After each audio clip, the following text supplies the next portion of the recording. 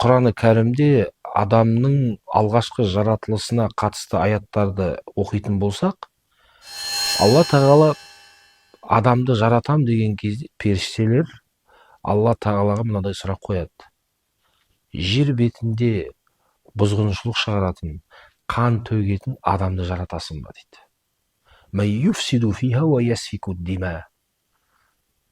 Яғни адамды әу баса жаратылмай тұрып, періштелер біздің бұзатын, қан төгетін сондай бір адам деп сипаттады. Яғни біз осыдан түсінуіміз керек.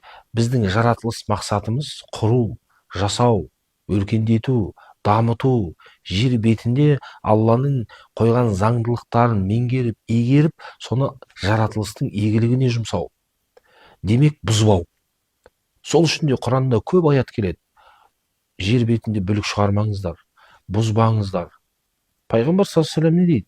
Қиямет қайым болып жатса да, қолыңда бір тал шыбық болса, соны ек дейді. Құр дейді демек. Өсір, жаса, дамыт.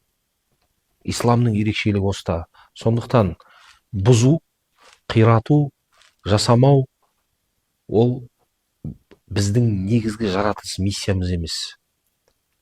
Егер не нәрсе бұзуға, құлдыратуға, қиратуға алып келді ме, оны дін түгілі адамгершілікте, жалпы дінсіз де қолдамайды ғой ол нәрсені. Сондықтан ислам бірінші кезекте прогрессивті дін, дамытатын дін, өсіретін дін, өркендететін дін. Барлық салада солай. Сондықтан егер қоғамда бүлік шығару, бұзу, кез келген, мысалға әлемде дамымаған елдерді қарайтын болсақ, дамымаған елдерді, Африка елдері, дамымаған, ең соңында құлдырап кеткен елдердің барлығында бұзғыншылық бар, бүлік бар. Бүлік, бұзу, қирату ол мемлекетті де, қоғамды да дамытпайды. Бұған ислам түбегейлі қарсы. Сондықтан өте көп аяттарда бұзбау, құруды айтады мысалға. Сондықтан адамның негізгі түпкі жаратылыс миссиясы Құраннан түсінгеніміз құру, жасау. Оған қайшы келетін әрекеттерді ислам түбегейлі қабылдамайды, тыйым салынады.